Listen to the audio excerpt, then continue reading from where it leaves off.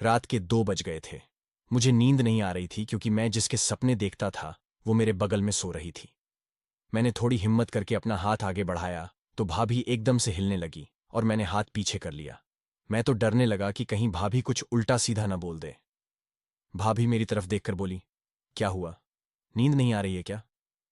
मैंने कहा, नहीं आ रही। भाभी बोली, अब सो जाओ ना, काफी रात हो गई है। ये बोलकर भाभी फिर से सो गई। थोड़ी देर बाद जब मुझे लगा कि भाभी गहरी नींद में सो गई है तो मेरा नाम राज है और मेरी उम्र 25 साल है। ये बात 2 साल पहले की है जब मैं जयपुर में एक बिल्डिंग में कमरा लेकर रहता था और जयपुर में ही जॉब करता था। मैं पहली मंजिल पर रहता था और उसी बिल्डिंग में सामने वाले फ्लैट में एक भाभी रहने आई जिसका नाम सरिता था। उसकी एक छोटी बेटी भी थी। भाभी को जब पहली बार देखा तो लगा ही नहीं था कि उनकी शादी हुई होगी। जब पहली बार मैंने भाभी को देखा तभी से मेरा मन भाभी पर आ गया था। भाभी अपनी बेटी के साथ अकेली ही रहती थी और उसका पति कभी कभी महीने में एक बार आ जाया करता था। तो मैं समझ गया कि भाभी का भी वो करने का मन करता होगा। भाभी किसी हॉस्पिटल में नर्स का काम करती थी। भाभी हर सुबह हॉस्पिटल के लिए निकलती और मैं भी उसी समय अपने काम के लिए निकलता था। जब भाभी घर वापस आती तो मैं भी उसी समय घर वापस आता। कुछ दिन तक ऐसे ही चलता रहा। भाभी भी समझ गई थी कि मैं उन्हें छुप छुप कर देखता रहता हूं। ऐसे ही 2 महीने बीत गए। गर्मियों के दिन आ गए। भाभी ने उसकी छोटी बच्ची को अपने नाना नानी के पास भेज दिया। अब भाभी घर पर बिल्कुल अकेली थी। एक दिन मैं ऑफिस से वापस घर आया तो वह गेट पर खड़ी थी। तो उन्होंने मुझे आवाज लगाई और कहा, सुनो, वो क्या है ना, मेरा फोन नहीं चल रहा है, क्या आप एक बार देख लोगे? मैं तो पहले से ही भाभी को मिलने का मौका ढूंढ रहा था। मेरी पहले भी भाभी से कई बार बात हुई थी पर हमेशा उनके साथ कोई ना कोई होता था। मैंने कहा, भाभी मैं कपड़े बदल कर आता हूं, फिर आराम से देखूंगा। मैं अपने रूम पर आ गया। मैंने कपड़े बदले, फ्रेश हुआ और भाभी के रूम पर चला गया। मैंने जाकर घंटी बजाई तो भाभी ने दरवाजा खोला। मैं अंदर जाकर सोफे पर बैठ गया और उसके मोबाइल को ठीक करने लगा। थोड़ी देर में मैंने उसके फोन को सही कर दिया।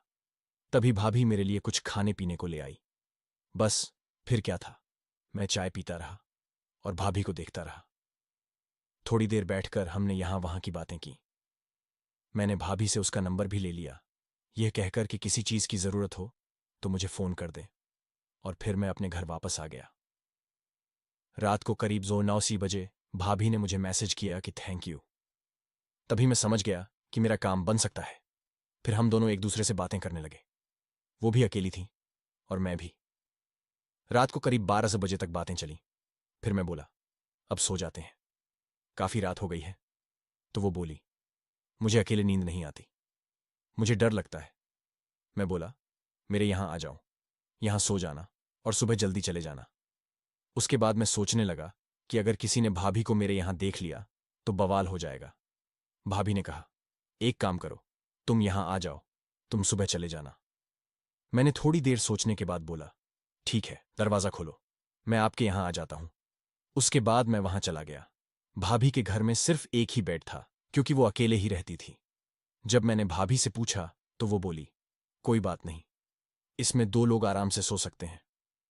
मुझे भला क्या परेशानी हो सकती थी। मैं भी उनके साथ ही लेट गया। रात के 2 बज गए थे। मुझे नींद नहीं आ रही थी क्योंकि भाभी मेरे बगल में सो रही थी। मैंने थोड़ी हिम्मत करके अपना हाथ आगे बढ़ाया तो भाभी एकदम से हिलने लगी और मैंने हाथ पीछे कर लिया। मैं तो डरने लगा कि कहीं भाभी कुछ उल्टा सीधा ना बोल दे। भाभी मेरी तरफ देखकर बोली, क्या हुआ, नींद नहीं आ रही क्या? मैंने कहा, नहीं आ रही। भाभी बोली, अब सो जाओ ना, काफी रात हो गई है। यह बोलकर भाभी फिर से सो गई। थोड़ी देर बाद जब मुझे लगा कि भाभी गहरी नींद में सो गई है तो मैंने अपना काम शुरू कर दिया। थोड़ी देर बाद मुझे समझ आ गया कि भाभी जाग रही हैं। मैंने उनके कान में धीरे से कहा, जाग रही हो क्या? तो उसने धीरे से हाँ कहा। मैं खुश हो गया और फिर अगली सुबह 10 बजे मेरी आंख खुली। तभी भाभी मेरे लिए चाय बनाकर ले आई। वो बहुत ही खुश दिखाई दे रही थी। मैंने पूछा, मजा आया? वो बोली, हाँ बहुत। फिर थोड़ी देर बाद मैं अपने घर वापस आ गया। उस दिन से मैं हर दिन भाभी के घर जाने लगा। तो दोस्तों, आपको मेरी ये कहानी कैसी लगी कमेंट करके जरूर बताएं।